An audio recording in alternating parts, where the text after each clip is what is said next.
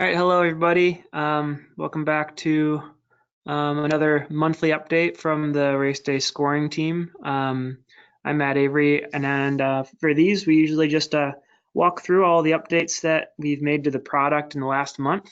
So today we're going to be going through the January updates. It was a pretty busy month for us. It's conference season for a lot of chip systems and softwares out there that we were attending and putting on. So we had our own symposium that we put on in Orlando, as well as a few of us were attending other conferences, some still going on right now. So we got two releases out in January. Usually we have a little more than that, but so I'll go through the updates. We did have a lot of good new features added for the January symposium, as well as a bunch of bugs fixed. So let's walk through them. So January 10th was the first update that we had in the new year. We added some really good stuff. So we now can support publishing results for groups and teams to RunSignup results. So this is the start of our integration with RunSignup results for groups and teams. So in the future, 2020, we're going to be making this look even better for when we support cross-country team scoring. Right now, it's a pretty basic integration. This is going to improve with time, but you are able now to go into a report on RaceDay scoring that is scoring groups and teams, whether that's relay or aggregate type teams, and publish those results. We had the option to open a separate RaceDay hub window on the same computer as your main RaceDay scoring system. So now you have the ability, if you'd like to, on the same computer, open up another instance of RaceDay scoring and use that as a results kiosk or as a data entry type kiosk. Some people like to display just a like a live leaderboard on another monitor that's connected to your computer, and you could do that this way. Another thing about the RaceDay hub, basically we added a quick way to switch modes between participant and result entry when you're in the RaceDay hub. And we added a kiosk lock mode to the top toolbar section, so participants, if they're using the kiosk, can't really change the mode. They have to enter in a password. When you're adding participants in the data entry form, whether that's on the RaceDay hub or just in the standard data entry form, we now have added a bunch of shortcuts. So, Alt plus S is save, Alt plus D is delete, Alt plus Q is toggling quick mode, right arrow, Alt left arrow, and Alt C is canceled. So those are pretty handy. If you guys have any other requests for keyboard shortcuts that we should add in data entry, let us know. We can always put those in pretty easily.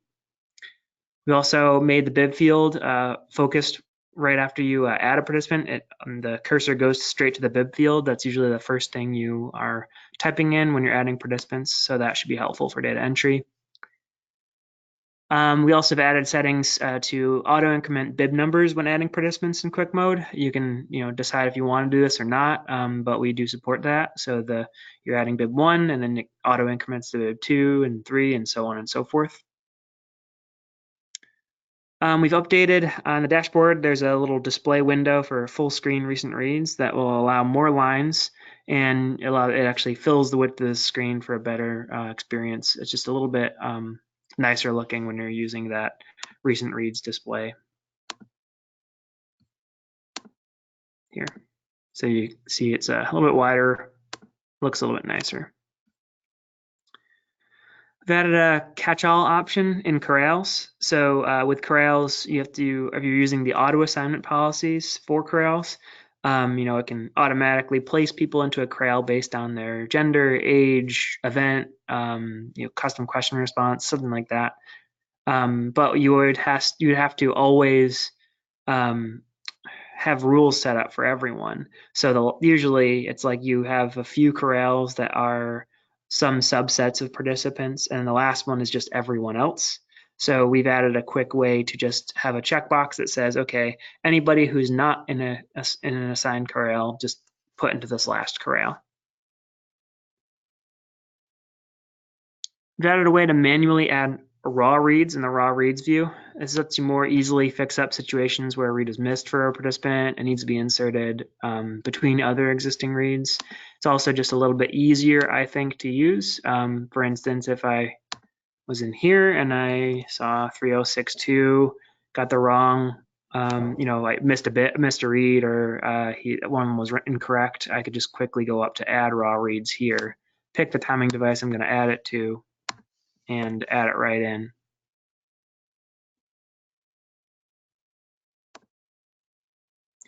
And then it'll automatically just recalculate it for me.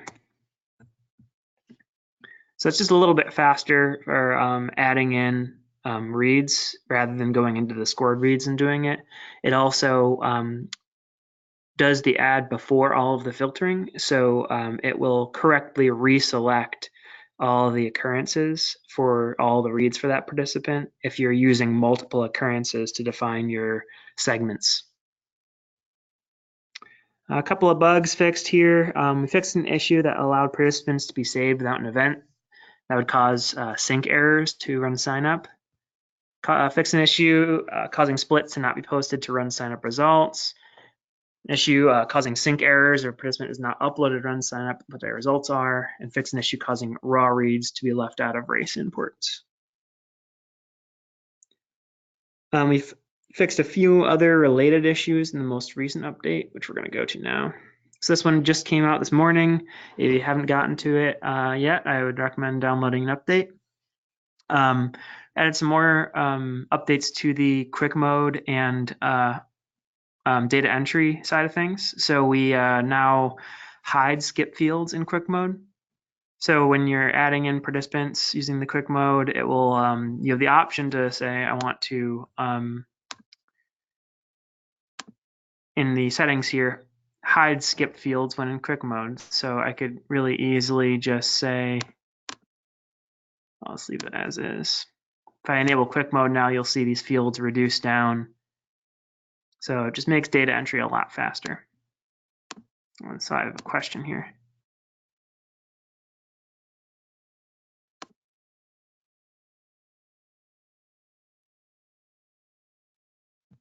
Someone says they can't hear me. Can everyone hear me? If people can hear me, would they please put a question in?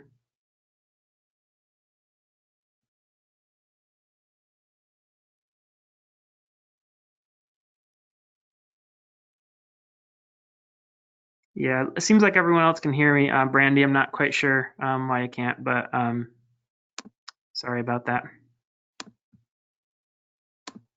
Okay, great. Thanks, everyone. So let's see, where were we? Yeah, we added some better error handling when submitting support tickets. Some people had reported issues with when they send a support ticket, it won't go through, or it'll crash, it'll get unresponsive. We found that there is a few situations where it could freeze up because the service that we use for our tickets, if their online services were down, it would report an error and we wouldn't handle it very well. So now if like their system is down, we'll just say, hey, our support system is down, please send an email to RaceDay@RunSignup.com. Or if you weren't logged into RunSignup when you submitted the ticket, it wouldn't work. So now we say you have to log in. So we caught a few exceptions there, so that should be a lot more stable now when you're submitting tickets. We added an automatic file extension to exporters. So when you try and export a race definition now, or you export a CSV of results, it will automatically make it a .csv or a .zip. You don't have to include the .csv or .zip in the title when you're doing the export. So if I were to go and say I want to export this race, beforehand it would have a .zip at the end here, and you would have to include it if you wanted to change the name of this file. Now you don't have to do that; it just automatically appends the .zip for you based on the type of file you're exporting. Should be a little bit easier. Pretty big one. We are supporting aggregate team scoring by age grade now. So you can basically just say, I want to score 5 deep and show me the average age grade of all of those participants and sort my teams based on that. So it's pretty cool. Definitely check that out if you need to support a race that does that. We fixed up a lot of issues around syncing with RunSignup. There were a couple of situations we've had people run into where something happened where they've added a participant, but they lost connection to the internet, and they were able to add it into RaceDay scoring. But then once they got internet connection again, it caused a sync error to RunSignup, and that was because they entered in a phone number that was incorrectly formatted or an email address that was incorrectly formatted or something like that. And it went through our validation, so it allowed it to be entered into RaceDay scoring. But when it tried to sync to RunSignup, it said, nope, that's not a real email address or that's not a real phone number. So it was causing all these errors, and it was a real pain in the neck. So we fixed a lot of those. So now an incorrectly formatted email address or phone number just can't be entered into RaceDay scoring, period.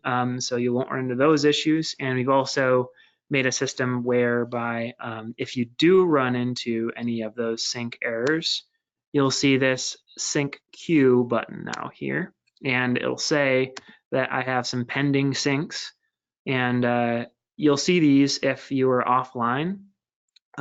It would give you a list of all the participants, the edits you've made or the additions you've made that are going to go to RunSignup as soon as you regain internet access. And that will, automatically clear out once you get internet access. If there was something here that was, really wrong, there was something that, again, was causing RunSignup to say this is not a real or a good participant data, and is throwing down an error, you could come in here and clear it out. You would have to fix up the issue on the participant record that was causing the error, but at least now you're able to continue scoring the race. You won't have those sync error messages throughout the race. So that should solve all those problems people are having with participant syncing issues. We also have a bunch of bugs fixed in this latest one. So we fixed an issue causing problems when you were switching between time zones. Most timers don't typically cross over time zones when exporting and importing races, but us on the support side and a few timers do. So it would cause times to be displayed in the incorrect time zone. So now we've made it so that we know what time zone the race was scored in and adjust and display all the times accurately based on that. Again, fixed an issue with some sync errors. This one was around race director exports. Fixed an issue causing splits with periods in their names, like 3.1 to not post to RunSignup results. That was a big oversight. We weren't expecting a point in the split names, but obviously it makes sense that you want to say sometimes 3.1 as a split. So that was causing some problems, but that's now fixed. Fix an issue causing sync errors when a participant from a super event was changed to a sub event. That was related to the sync error catcher I showed you here. And like I said earlier, fix this issue when importing phone numbers. Or actually, this is a different one. I'm sorry. This is we weren't able to process phone numbers that had like extensions at the end of them. So a lot of times we'll have data from some registration source that has a phone number listed as 585-111-1234-X1234 for their extension. So now we just say if you see an X, ignore the X and everything to the right of it, so we can still import that phone number. We made a fix to our connector. So it was having trouble with the way that ChronoTrack Fusion had a recent update, and that causes the connector to actually disconnect and reconnect every, I think it was a minute or 30 seconds, I can't remember, but it would cause those disconnected messages to show up in your scoring all the time. So we didn't realize that ChronoTrack had made an update to their way they were connecting to our system, and so we just had to change something quick there, but it shouldn't happen anymore. like I said before, we added better validation around improperly formatted phone numbers and email addresses. This is to avoid those sync errors you saw in the past. Fixed an issue causing age grade scores to not be shown if the distance was less than 5 kilometers, basically. So we use the Alan Jones's age grade tables that are based on like 5K, 10K, 8K, and those types of distances.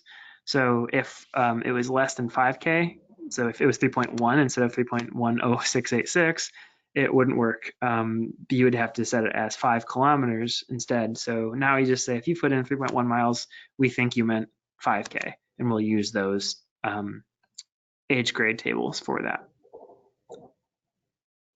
Fix an issue affecting printing reports that had certain characters in them. So sometimes we had reports of certain age group and group reports weren't working when you tried to print them or send them to a printer. And we resolved that issue and a few other small things with the printing as well. So again, those are all the updates we had in January. You can always find these if you just go to racedayScoring.blog and go to About and Release Notes. We do have a lot of fun stuff on the way. 2020 is going to be a pretty big year. If any of you guys have heard me talk in the webinar recently that I did about a 2019 overview, what we did with RaceDay scoring and what's to come, you'll know that we have a lot of exciting things in the way. So be sure to be in touch if you are using the product. We're always happy to help you out and answer your questions and take any of your feature requests. So thanks again for attending. If you guys do have any questions, again, feel free to get in touch. You can contact us, RaceDay@RunSignup.com, or myself personally, Avery@RunSignup. Looks like there's a couple of questions, but they may have been the ones from before. Yeah. Perfect.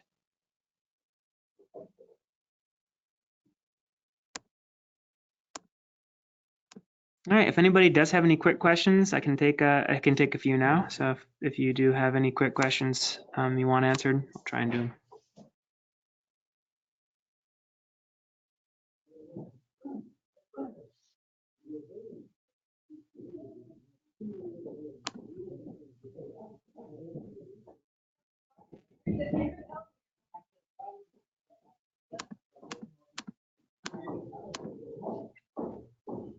All right, no questions. Cool. Again, thanks again for attending, and I'll talk to you guys next month, if not sooner. Bye.